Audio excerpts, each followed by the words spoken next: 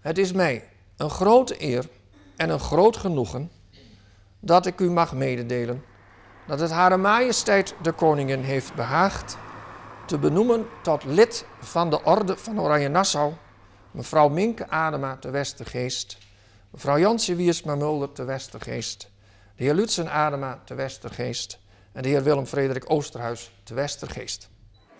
Het is puur toeval, want ik kwam er eigenlijk zelf achter toen ik de taspraak schreeuwde.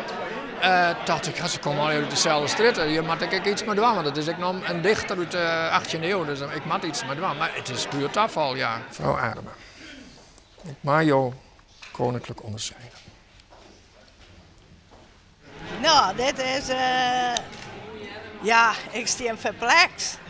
Wat ik zo eenmaal mijn broer in de kalm had. En nu sta ik hier.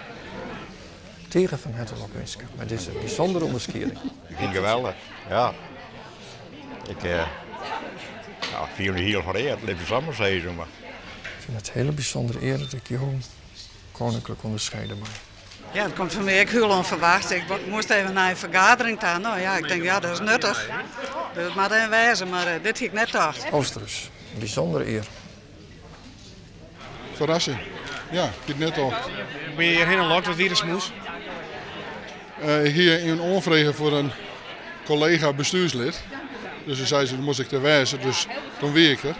En ik moest even van tevoren nog even komen om iets oors te bespreken in het gemeentehuis. Zo hebben ze me hierheen halen. De ministerschap zelf heeft deze mensen voordroegen. Dus dat vind ik al heel bijzonder, want Westergeest is de afgelopen jaren heel wat gebeurd. Hè? Na MFC en al mijn sportactiviteiten, dat het al je bij elkaar komt. Dus ja, het werkt wel een beetje logisch dat het nou toevallig al in Westergeest komt.